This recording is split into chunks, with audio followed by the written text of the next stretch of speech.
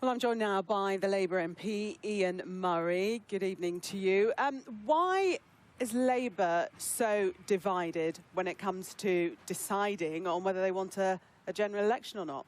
I think it's right to examine what the Prime Minister is bringing forward, but we've said all the way through this process that we don't want an early general election until there's the satisfaction of a number of criteria, which means taking no deal off the table. What the SNP and the Liberal Democrats have done over this weekend is they've essentially thrown the People's Vote campaign that they claim to support under a bus. We're now the only party that wants that People's Vote with the option to remain. They said 72 hours ago it's too dark, it's too cold and it's too dangerous to hold an election on the 12th of December. They've come forward today with a bill for the 9th of December. The Prime Minister is getting the election that he's craved since day one, since he became the Prime Minister, and it's something we have to stop. But you're saying that the Labour don't want to go ahead with a general election because they can't guarantee that there won't be a no-deal Brexit, but the Prime Minister has secured a deal with the EU.